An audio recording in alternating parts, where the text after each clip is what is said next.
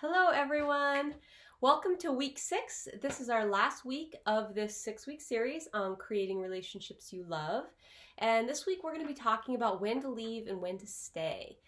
And this is something that I get asked about a lot, about the decision about when to leave a relationship, when to stay in a relationship. Oh my goodness, there can be so much back and forth, so much decision fatigue, brain fatigue, energy drain over this decision about leaving or staying in a relationship. There can be so much guilt and anger and resentment and all this emotion that comes up around this, making this decision. It can feel extremely emotional, and it can also just feel extremely confusing. And so many just conflicting thoughts in our brain, right? Reasons why leaving sounds good, reasons why staying sounds good, and how do we decide, right, when we have all these conflicting feelings. And so that's what we're going to talk about in this final week. And I'm going to run you through some of the prompts and thoughts and decision-making aids that I use around making important decisions like this. But before we get into that, I just again want to talk a little bit about why it's important. And a lot of that comes down to what I just talked about, that again, the whole just exhaustion. It can just be so exhausting. And this doesn't just have to do with relationships. This has to do with decision fatigue in general. People who have a difficult time making decisions, and I know this from personal experience, it can be so mentally, emotionally exhausting. And especially as it relates to relationship, the back and forth can be emotionally exhausting for everybody involved, especially when you have not just the making of the decision, but when the decision itself goes back and forth, right? And if you guys have ever been in those relationships, as I have, where you break up or you get back together and you're just, I'm not sure, and the whole back and forth, that can add so much additional pain. It's like, because you keep having to revisit the decision again and again and again. And so every time you make the decision, it's like, okay, well, I think this and I think that, and there's just all this emotion that comes with it. And there's reasons why that happens. And we're going to talk a little bit about that and in our one-on-one sessions, and also we can touch on that as we go through these prompts that I have for you, things to consider when you're making these difficult decisions. But this is what I want to say. Leaving is a decision, period. Staying is a decision. That's all it is. It's a decision. So we often struggle with these decisions because we believe in our brain that there is a right and wrong answer. There's a right thing to do and a wrong thing to do, right? Which one's the right thing to do? What I want to tell you is that there is no right or wrong in this decision. It's simply a decision. What there is, however, is a result. There's always a result. There's always a consequence. And so you just need to decide, what is the result that I want? That becomes the question. Not about which is the right decision or the wrong decision, because there is no right or wrong here in the decision about leaving or staying. It's just simply a decision, and the way that you make that decision is based on what are the results that you want in your life, because that's what you're going to end up with, is a consequence or a result. And so you just have to decide, is it the one that I want or not? There's always going to be something that you're saying no to. There's always going to be something that you're giving up. There's always going to be pain in life. Life is 50-50. We've got the good stuff and the bad stuff. You're not going to avoid that. So you're choosing what is going to be your brand of misery, in a sense, right? Now, I don't believe that necessarily means that life has to be miserable, but my point is that, of course, there's going to be pros and cons on both sides, right? There's always going to be the thing that you're choosing and the thing that you're saying no to. There's always going to be an exchange. And so what I want to invite you to think about is, what is the results you want? And is this current pattern of decision making that you are using to make decisions like this as it relates to your relationship, is that current pattern of decision making getting you the results that you want? Right? Are you happy with the result? Are you happy with where you're at? Are you happy with your relationship status? And what I want to tell you is that that's always an option. And so often we think leaving, I'm leaving because I'm unhappy, or I'm leaving because I just can't do this anymore. With all of these things that come up for us. And I want to teach us and teach you to to take a look at some of those things, because our brain is always going to feed us thoughts, and many of those thoughts are not true. These are stories we're telling ourselves, and they feel really true, right? He just doesn't make me happy anymore. Well, of course he doesn't. A person can never make you happy. You're the one that creates your own happiness, right? And so one of the things that we're going to talk about as we go through here is figuring out what is our reason. I don't care if you leave a relationship or stay in the relationship. You can do either one. What I care about is, what is the process that you go through for making that decision? What's the reason for leaving, or what's the reason for staying? And do you like that reason? Does that feel like a good, solid reason to you? And are you telling yourself the truth about it? So often, well, I'm leaving because, or I'm not going to be in this relationship because, and we might say, I just don't have the time for this relationship, or I just, it's too painful, or I just can't do it, or, we're just not compatible, or that I just don't love this person anymore. All these things are stuff that I hear. And what I want to offer to you is that all of these things that we're telling ourselves, I just can't fill in the blank, and we name the obstacle. And what I want to submit to you is that there's always going to be an obstacle. And so what are you giving your power away to? If you're saying that I just can't be happy in this relationship because fill in the blank, that relationship is not responsible for your emotional life. And so that's going to be a really important component to think about when we go through and make this decision about when we leave or when we stay. So especially as it relates to leaving and staying, I want to talk a little bit about the avoidant and anxious personality types, because this is something we've talked about a few times. And so I want you to think about what do you tend to do? Do you tend to be the leaver or the stayer? Or are you a mix of both? And what are the reasons that you have left relationships, and what are the reasons that you have stayed in the relationships? So avoidant personality types tend to leave relationships. They tend to push people away, maybe burn bridges, and they do this over and over again. And what the avoidant mind will do, because these are both very fear-based. The anxious and the avoidant are both fear-based, but in a different way.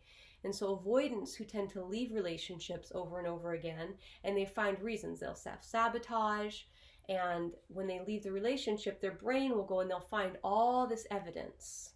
Their brain is really good at finding all the evidence for why that was the right decision, right? Why we should leave, for sure, we didn't have the time, or I don't have the time to be in this relationship, I'm really busy with school, right? That's always a story. And I mean, we could go on and on and on. Well, they just didn't make me happy, or, I'm just not in love with them anymore, or, again, we're just not compatible. I just can't do it. I just can't put up with that behavior. That's just not okay. And so now there are for sure certain things, we're going to talk about boundary violations. There are certain things for sure why I would leave a relationship in a second, right? Like abuse is one that stands out. Like if somebody was hitting me or something, there would be a for sure gone. And so boundary violations would always be a reason to leave. But a lot of times it's not necessarily about these boundary violations. It's about other things that are just inconvenient, annoying, frustrating, triggering, for example, is another one, right? And so instead of learning to work through the conflict or managing their emotion, instead of learning to be creative, to have communication, to find the emotional reserve to work through the hardship, it's easier to just leave. And so this is a protective mechanism that's highly common in avoidant personalities, if that's your behavior style. And this supports their pattern of isolating themselves from true and lasting intimacy, right? So we talked about this in the other videos, talking about anxious and avoidance, right? And the anxious, they want intimacy, they want relationship, they want all of these things, but they're scared of it, right? And so as soon as they start to get closer, as soon as it starts to seem possible, their brain is really good at either sabotaging it through belittling or picking fights, or they will come up with evidence for why the person is not a good partner, and then they'll leave. And so your brain will do that. So pay attention to that if this is a pattern that you find yourself in. And then we're going to talk about the anxious as well. So the anxious attachment styles tend to be the ones who stay, okay? And they tend to stay in unhealthy relationships for oftentimes for far too long, even though the relationship may be diametrically opposed to their core values. For example, there may be some severe boundary violations that they are not enforcing, and that can lead to a lot of resentment as well, which will continue to foster unhealthy relationship and make the relationship even further unhealthy, continue to make the relationship even more unhealthy than it was previously. And they often do this because of a belief that they hold about love, about attachment or loyalty, about what that means and what that looks like. And so they often have an unhealthy view of attachment. They have an unhealthy attachment style, and it's also very fear-based. And so they often won't have the strength or the clarity to figure out what that looks like, to draw healthy boundaries, what that looks like, to maybe even walk away. And again, that idea that loving doesn't always mean staying, and it doesn't always mean leaving, right? So there's a lot of different ways that love can look. But the anxious attachment styles tend to stick around, they tend to stay, and it's also from a place of fear, but it's a fear that their internal needs are not going to be met, and they look for that externally. And so this other person, this partner that they've chosen in a relationship, becomes their attachment figure. And so they have a terror of disconnecting from that attachment figure. And so even when there's an unhealthy dynamic, they oftentimes also lack the skill to be able to work through that dynamic, to have that communication. And again, it's because they often don't have a strong self-identity, and they're not able to really show up with good, healthy communication, with healthy boundaries, right? Boundaries are so important for having a healthy dynamic. And so anxious attachment styles often really will struggle with that.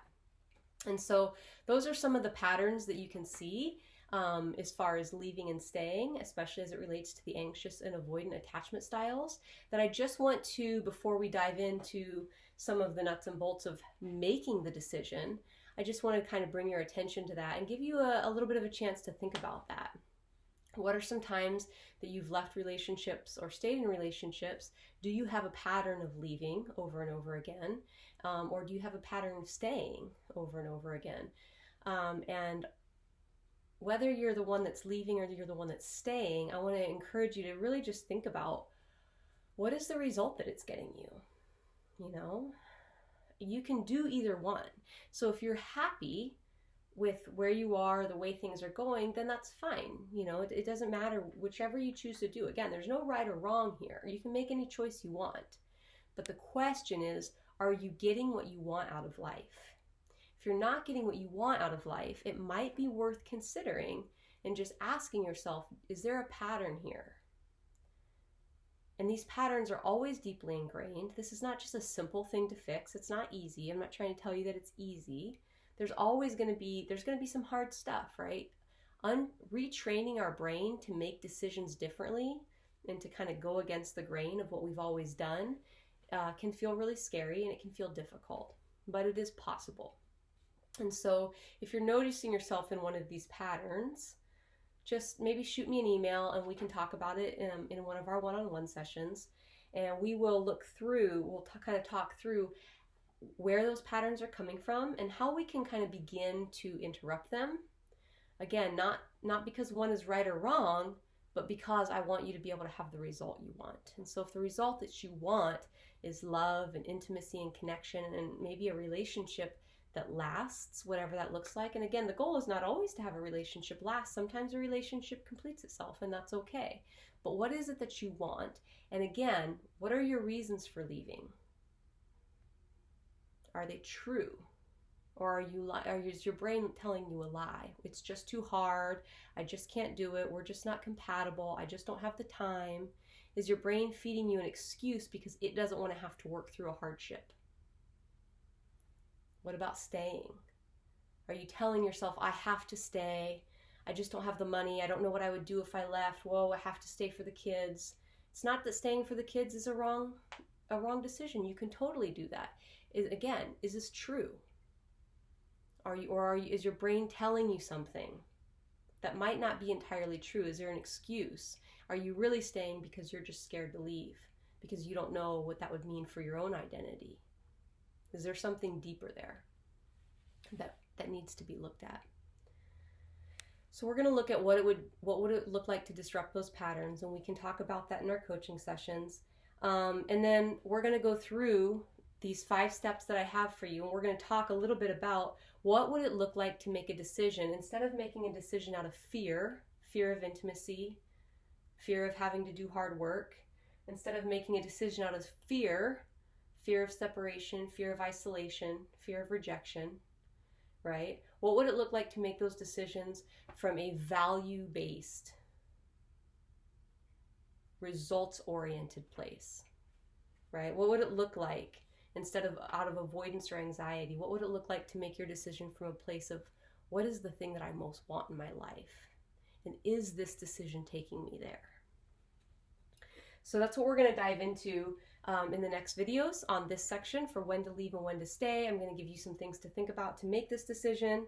And I just want to say too that, you know, as we get better at this, not only are we going to have better results in our life because we're actually making decisions based on where we want to be, not on what we're afraid of or what we're scared of or what we're exhausted by, right? We're making decisions from a place of power, from a place of I am capable, I'm creative, I'm confident, I'm capable of having difficult conversations, I'm capable of, you know, showing up in relationships as a leader, and all in bringing the things to the table that need to be brought to the table in order to work through conflict and in order to take our relationship in the way that we both want to go, and all those kinds of things, right? So it's helping you show up from that place of leadership and taking you towards the results you want.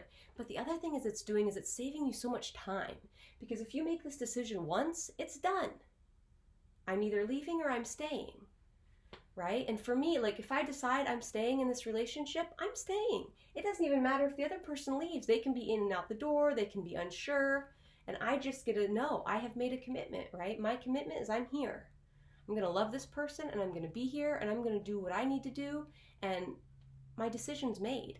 So I don't have to be back and forth just because my partner is, right?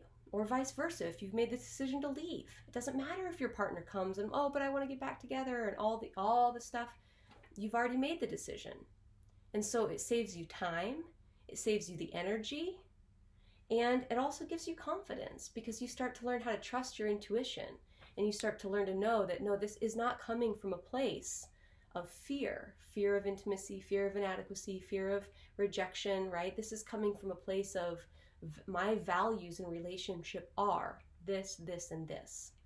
Based on those values, and this is my goal for my life. This is what I want. This is why I want to be in a relationship. This is what I want. And from that place, I'm going to make this decision. And then it's done. And you have so much extra space to go and make that life happen for yourself. So that's going to be a really good place to be. And we're going to talk about that more in the next video. So guys can go ahead and print off your worksheets. And I will see you in part 1 for deciding when to leave and deciding when to stay.